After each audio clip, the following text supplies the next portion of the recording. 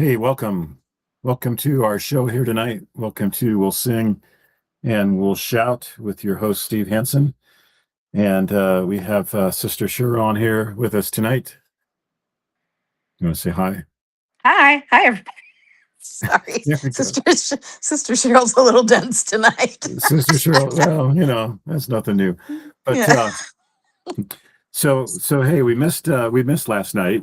For those of you who were, yeah, I know so many of you, thousands, perhaps millions, depend on me to show up here every day and to enrich your lives with all sorts of amazing things. And I really have to apologize that I wasn't available last night. I went to Park City to meet with a young couple about an addition that we're going to be doing to their home. And we're going to start that next week. They're going to do a nice kitchen addition. It's also going to involve some work with some bedrooms upstairs. They're going to do a deck off the one side that has a beautiful view. So it's going to be a really neat project. And we'll be and I have their permission to share this project as we move along. So that's going to be a lot of fun. So I was up there doing that last night, and that's why Yeah, it was Steve's fault because I was sitting there waiting for my link to appear. you And you finally were I ready to texted him and go. said, "Are you alive?" You were ready to go, and I I was ready. totally dropped the ball. Yeah. But here we are tonight. So we are. I think this is segment 21, Cheryl, for you. Wow. Segment 21 of Cheryl's boyfriend's countdown calendar. What's kind of amazing is we know we're well over 50. I don't know if we're quite to 60, but your list is well over Growing. 50, Yeah. and we are at 21. Now some of these were doubles, so maybe we Yeah, are some more of than, them were doubles. I think we're probably halfway at least. yeah, we're at Like least like halfway, I last guess. week I had totally forgotten about that Nate guy until we started talking about Idaho and I remembered rabbit hunting with that guy. And then I was trying to figure out if Lonnie dated him first and then he asked me out or if I dated him first and then he asked Lonnie out. I can't remember, but he Hmm. dated the both of us. Okay, but not at the same time. Not at the same time, no. As we were talking about temple trips when we were young, and I remember that on one of those early temple trips when I was like 12 or 13 and riding the young kid bus, I actually had this little girlfriend named April, and we wrote back and forth some. But then I kind of, as we got into our mid-range years there, I guess I kind of lost track of her. I don't know what happened to her, but Hmm. I did have another girlfriend to add to my extensive list Right. um, there in April. I don't think there wasn't any smooching, or I don't even know that I held her hand, but I did sit beside her on the bus, and we Right. did write back and forth. I was more of an intellectual kind of a relationship guy. I was really into their hearts and their minds, Right. and not I didn't necessarily follow the big smooching patterns of my older sister, but a little bit, depending on the girl, depending on what her needs were. But Right. if her needs were just emotional, intellectual, I was right there for that. So Right. Yes. So kind so of you. without further ado, let's let you present. Should I go ahead and throw this picture up here? Yeah, just give me a minute. I'm Okay. watching this show called The Waltons 15 Weird Facts You Didn't Know. And this Okay. is an interesting story because they said back in the early 70s, Congress had these hearings about the fact that TV had become pretty smutty. Like we were talking about with Charlie's Angels, and there's a lot Right. of like, there was a lot of like the Mod Squad and stuff where women are wearing kind of, skanky clothes, and there was a lot of There was just a shooting lot of going on. there was just a lot of boobs hanging out, and A lot, you know, uh, yes. it was a very pointed situation. So Congress had this hearing and they told Hollywood they needed to straighten up and that do some more shows with family values and that kind of stuff. So this is what CBS came up with. They came up with the Waltons. And it went up against Flip Wilson on one channel and the Mod Squad on another channel. And CBS totally expected the Waltons to just totally flub. But they wanted to tell Congress they'd given it a shot, but this isn't what America wanted. Right. So as the Oh, Waltons cool. went on throughout that year, they became the top show in the Thursday night time slot. And they beat Right. those other shows. And Flip Wilson eventually went away, and the Mod Squad got canceled, and the Waltons kept going. And they Right. said a couple times CBS wanted to cancel the Waltons, but they had such a huge fan base that the fans would start writing in and be like, "Don't you dare cancel this show. We love this show." And so it went on for 9 seasons. CBS Do you hating think it the whole time. do you think it would be any different today? Like, I no, like this show for me, a lot of times you go back and you watch the old shows from the 70s and they're just stupid. But if you watch the Waltons, it holds up very well. The hmm, acting is really good. They were talking about how genuine the people were that they cast.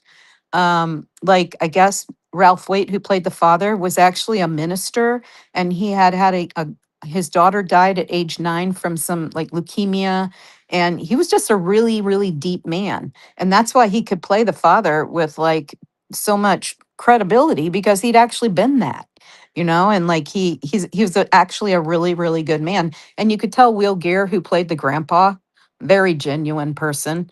In fact, Right. Will Gear reminded me so much of our grandfather. They asked just a minute ago, who was your favorite Walton's character? And I really had to think about that because I was like, I don't know, I loved them all, but I think it was the grandpa because he reminded me so much of our grandpa. But just fabulous. And if you watch it now, it holds up really well. It's just as good now as it was back then. And then this Earl Hamner, who wrote the show, he's the one that narrates the show. He wrote the show, but he narrates at the beginning every time. He's got a fabulous voice. And they said that good night thing where they do the good night, John Boy, good night, Mary Ellen. Earl Hamner's family actually did that, and he wrote the story about based on his family life, and his family actually did say goodnight to each other each night, and they did it for the, I guess there was a movie that came out first, and then the TV show was based off the movie, and they did it for the movie, and it went over so well they decided to keep it for the TV show. And if they would have tried to cancel it at that point, there would have been a huge uproar because that's how everybody expects the Waltons to end, with the good nights. So it's just really interesting how um, Hollywood tried to cancel the Waltons, and the people out in America. See, this is, they don't read us. They still don't read us right. Yeah. They Yep. still think that we all have their values when we don't. Yeah. Yeah. And Yeah. and Yeah. that's why a lot of these crappy movies they're putting out, Supergirl and this, is it's all flubbing because nobody wants that. Yeah. And so they didn't read us right in the 70s, and they don't read us right now. True. And They so want they want more of this. They want more yeah, of we'll sing and we'll shout. This needs I to be a know, right? show. This needs to be a show on Thursday nights, Yeah. you know, The Hanson and family. We could and the do a key whole, we could do, I mean, can you imagine casting our family? That would be really fun. and the key I could time do it. slots. Yes. Yeah. I mean, So casting Grandpa Hanson, that would be so fun. All right. the So thing let's get is, on with the but the thing is boyfriend thing. with Facebook, we don't need CBS. We don't need any of those guys. We That's just true. come on here and do our show, And tell our and values. you got 3 billion people watching. So That's right. People can tune in if they want. one, and tonight we got 2. So we're on our way. Yes. All right. All So right. my 21st segment of Cheryl's countdown calendar. I do actually have a lot of pictures of me with these young men that I'm talking about, and especially right now in this Rick's College time period, because every time I went to a dance at Rick's College, they had photographers there that would take those prom pictures, basically. So every guy I talk about at Rick's College, I pretty much have one of those prom pictures with them. So I've got to get that scrapbook and bring it down here. I think me and Martin will try to run to Bellevue this weekend so that I can actually prove that these guys did exist. And Yeah. I'm not just Yeah. making up names. So, Well, but I don't remember all these guys, but I remember many of them, and I yeah. remember, I'll remember the stories sometimes, even if I didn't meet the guys. But anyway, go ahead. All right. So this is kind of a fun story. And my children had never heard this. So, like, I saw Allison today and I'm like, I don't think I've ever told you this story. So I did tell her. So she's already heard it. But I cannot remember whether it was the first or second year I was at Rick's that I met this young man. I think it was my second year because I think they kidnapped me from Baronessa. Okay. So my second year, because I wasn't dating John Doria anymore. He pretty much took up my whole first year. Yeah, Uh, what a waste, huh? yes, exactly. Well, he's a Um, Facebook friend, so we got to be careful with that one. yeah, we got to be nice. I'm sure he's listening. Sure he's enthralled. But so my second year at Rick's College, I lived off campus because first year you had to live on campus. You didn't have a choice. And then the second year you were allowed to live off campus. So your life got a little bit less structured. On campus, we had to be in by 11 each night and one on the weekends. And there was a dorm mother there that made sure we were in. And she would lock the dorm so that if you weren't in by those times, you'd have to knock on the door and get in trouble to even get to your room. So it was very structured. And when you moved off campus, it wasn't so much. I mean, they wanted you to live by the rules, but they weren't there like watching you every second. So I had a lot more freedom. But so I met this. Oh, I just remembered another. I just remembered another guy that I don't have on my list. Ah, Jiminy Christmas. It was a guy that I went and it was the only time I ever harvested potatoes was with this guy. All right, I'll put him on my list and we'll do him another time. Jiminy Christmas. What the heck's wrong with me? All right, so this guy's name was Brett Butler. And any of you that know me well know that my favorite movie is Gone with the Wind, and the leading character, gentleman, is called Rhett Butler. So this guy wasn't Rhett Butler. You got to put a B in the front. His name was Brett Butler. And I don't know if I met him at dance or a class. I don't think we were in a class together. I think it was a dance because I kind of remember meeting him at the Man Wearing Center. So I think we probably danced together. And he was very tall, dark, and handsome, which is totally my type. I think he even had the mustache, which is like so much like Rhett Butler, which is really funny. And I think he was a return missionary. So, of course, my radar went off there. Um, very well put together, well dressed, very classy. And basically, you were like, "What are you doing at Rick's College?" Because he seemed like he should be a professor and not actually a student. He was like, looked that much older than the rest of us.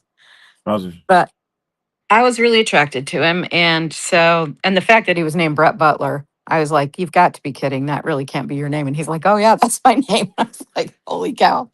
So we kind of started calling back and forth, and I don't know if we went out on very many dates. I think we might have gone on a bowling date at the Manwaring Center, which I was totally terrible at because I'm a terrible bowler.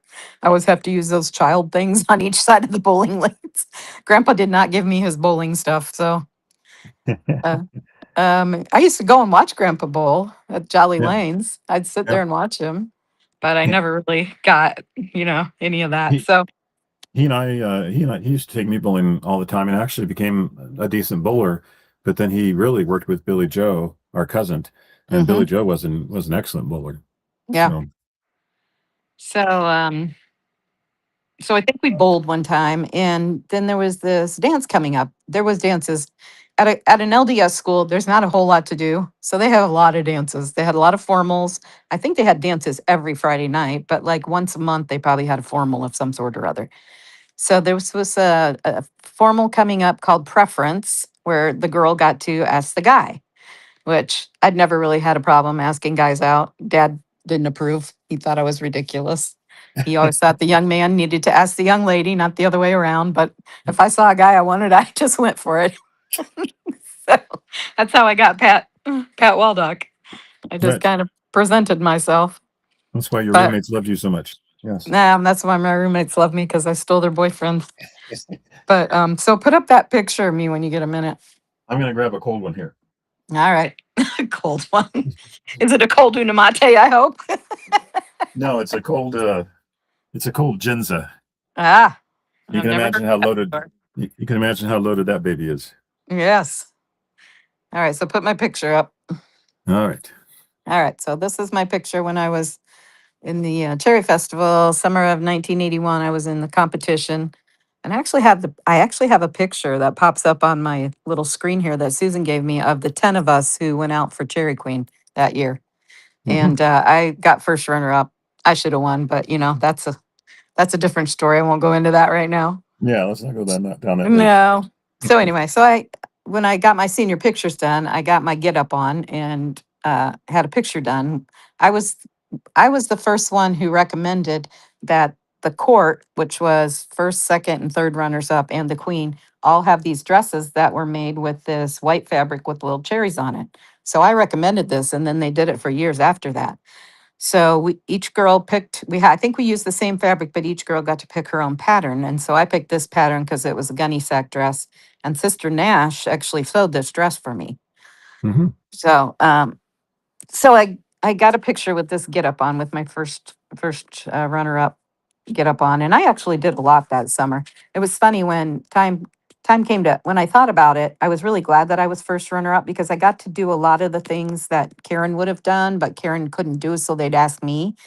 Um, there were things that the whole court went to, but that was only probably 5 things. But I got to probably do 10 things that summer. And I was thinking, I don't think I would be wanting to do more than this because it's usually a Right. long, hot day. You're in a parade, you're talking to a bunch of people you don't really know.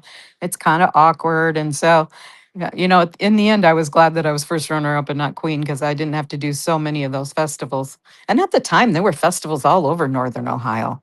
There was the Strawberry Festival and the Fish Festival and the Bucyrus Bratwurst Festival. Every town had a little festival, which isn't like that anymore, which is kind of sad. But so I took this picture and I put together an invitation. I think it was a trifold invitation, and I glued this picture on the inside, and I made up some. I actually have this invitation in my scrapbook, so I either took a picture of it or I actually have the actual invitation in my scrapbook. So I put together this invitation inviting him to preference, and I said something about Princess Cheryl invites you, and I, used all the Wow. flowery language like a court thing. And so I think I had it delivered to him. I don't think I took it to him. I think I had it delivered, hand delivered by someone. And so uh, inviting him to the preference dance and just in kind of a fun way. Yeah. So it's probably a night or two later, we had these 2 or 3 young men break into our apartment at Baronessa and put a hood over my head and dragged me down the stairs and put me into their car. And I was like, holy crap, what is happening? And, it was pretty obvious it was a prank. So I didn't panic, but it was still pretty weird because they had like this hood over my head. And Right. so they start driving me around the campus, and I'm like, where the heck are we going? So they get me out and they take me in someplace. I don't even know where I'm at. And then it ended up being the Snow music building that they had taken me into. And inside one of the practice rooms, which the practice rooms were just a bunch of small rooms lined up with pianos in them for the music students or choir students to be able to have a place to practice and not bother their like roommates and stuff. So they took me into one of the practice rooms and they finally took the hood off my face, and there was Brett Butler like laying across the top of the piano like Cher used to do on the Sonny and Cher show. Right. He was laying across the piano like an idiot. And so he climbed down and did some weird thing and said that he accepted my invitation to preference. And all of his friends were around taking pictures and laughing. And so it was pretty funny. But I was kidnapped. It actually did happen. And so Brett and I ended up going to the dance together. And I wore this pretty little yellow formal I had that was like, eyelet, like a white eyelet over yellow. And I think it had been my formal from when I was like a freshman or sophomore in high school. But I just kept all my formals because I loved them.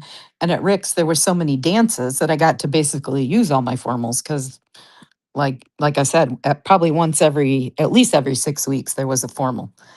Sure.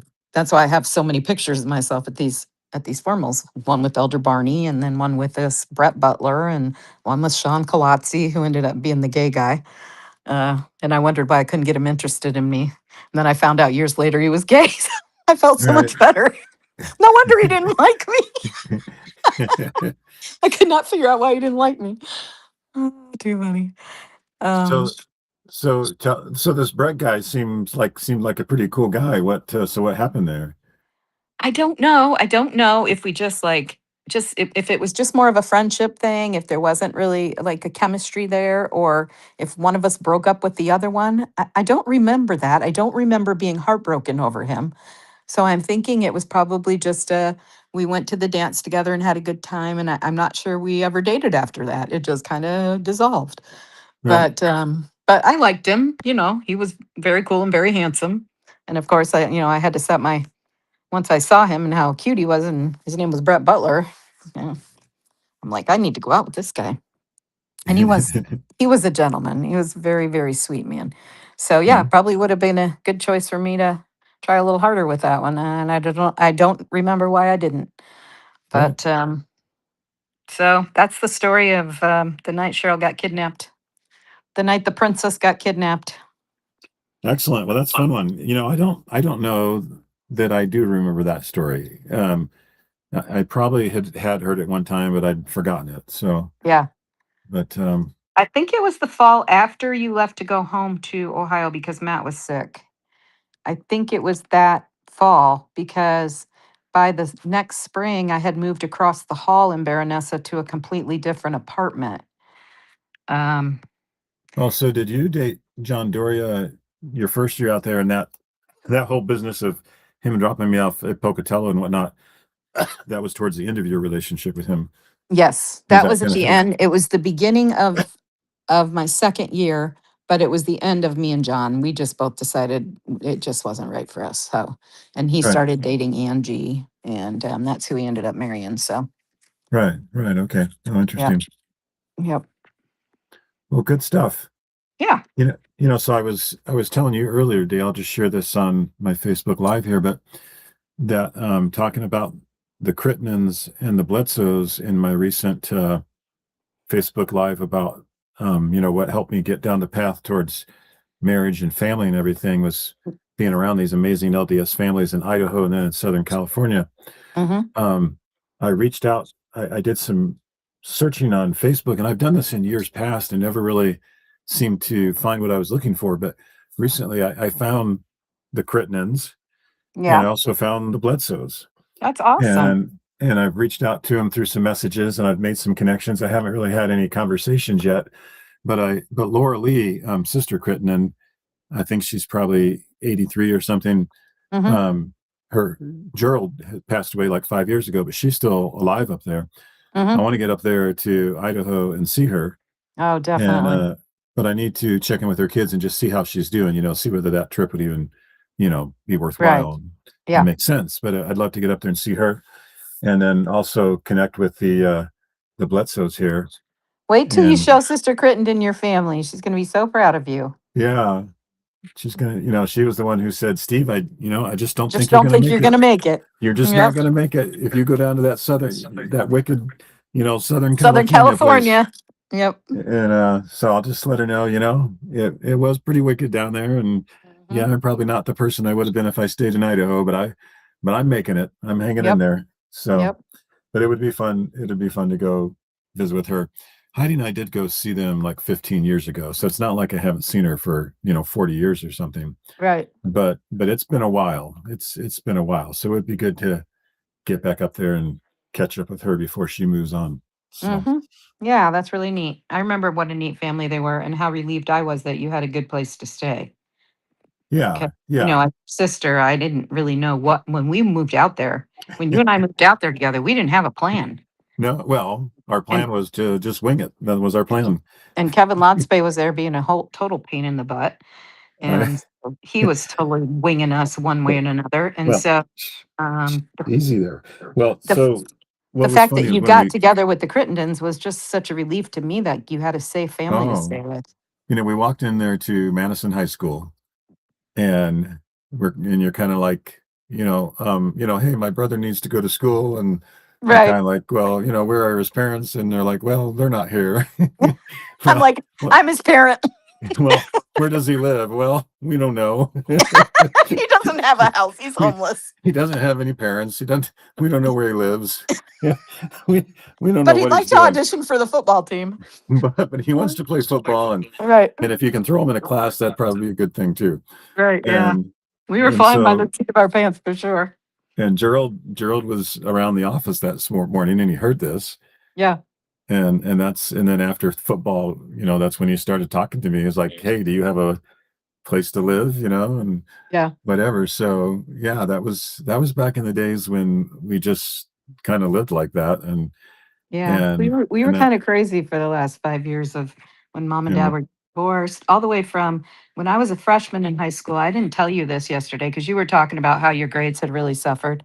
yeah, But when I was a freshman in high school, I did not have a good grade point average. I flunked my French class. I got a C in algebra, and yeah, it really brought my grade point average down.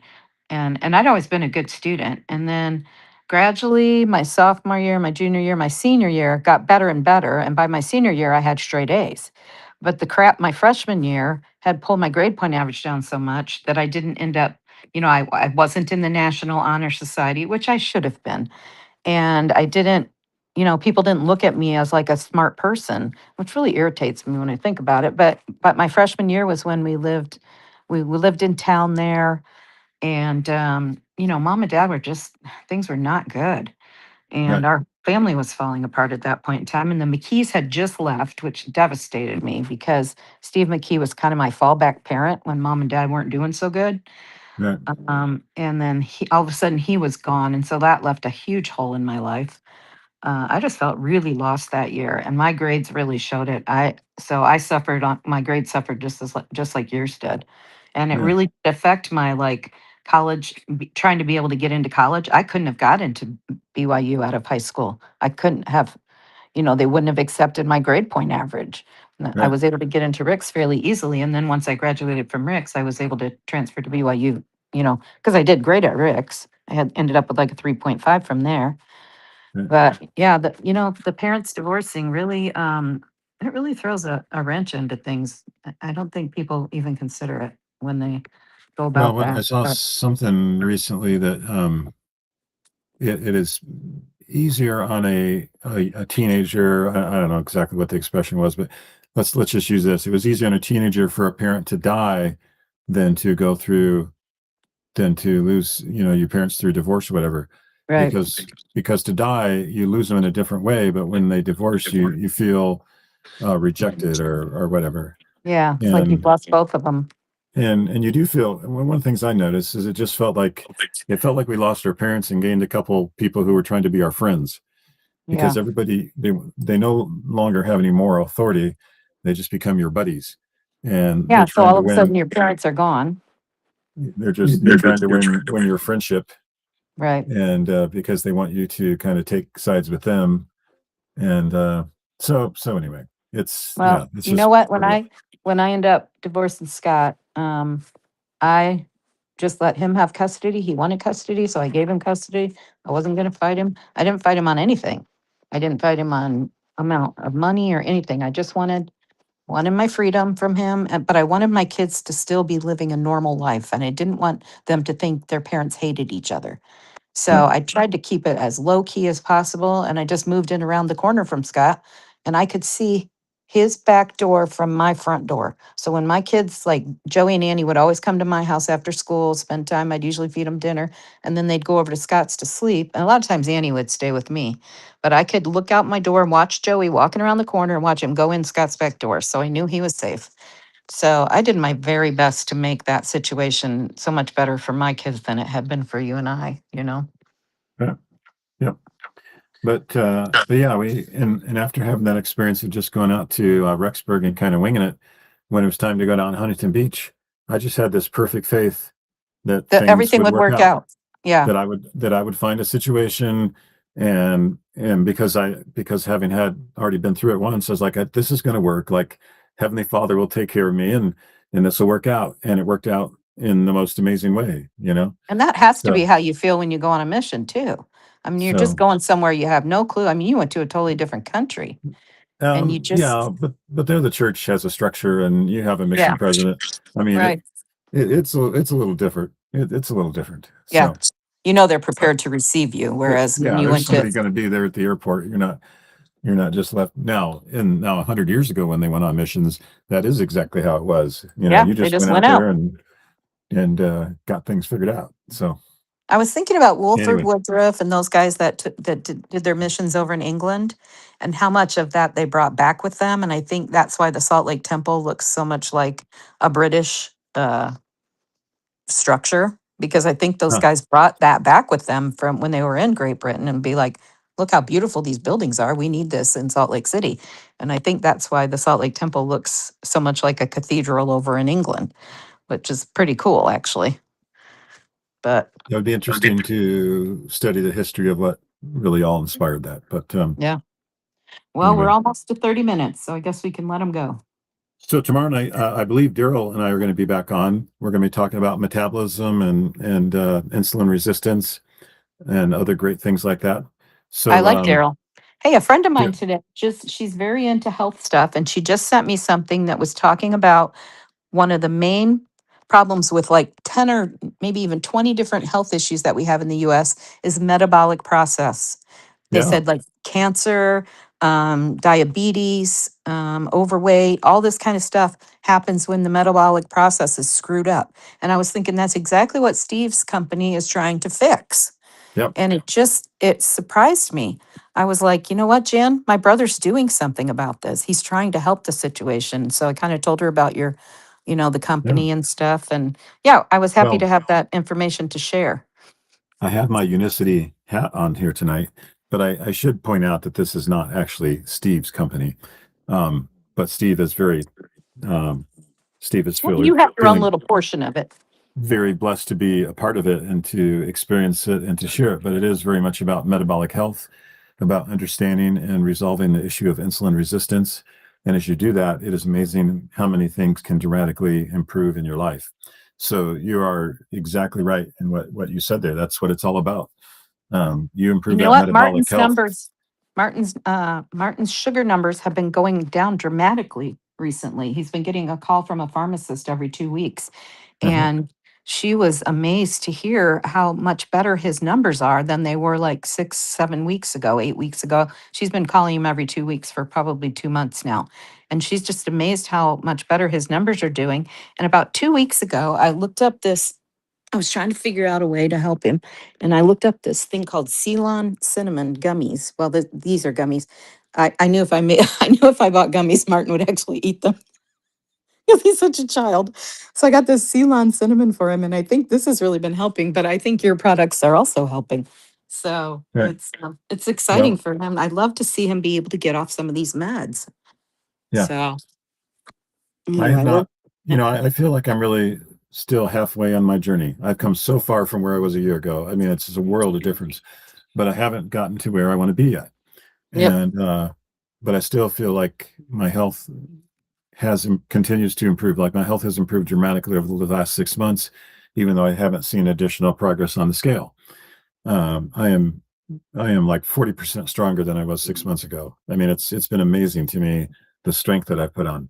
But I really want to get lighter. I really want to get lighter. And I know from a health Yeah, but standpoint, muscle weighs more than fat. I So you're I, probably, I do. balancing out. Yeah. But I know I can get rid of some stuff here and I will. So but yeah, let's let these folks go. Yep. Thank you for joining us tonight. Thank you for catching us on the replay. We'll be on regular time tomorrow night, and we will sing and we will shout then. Bye, everybody.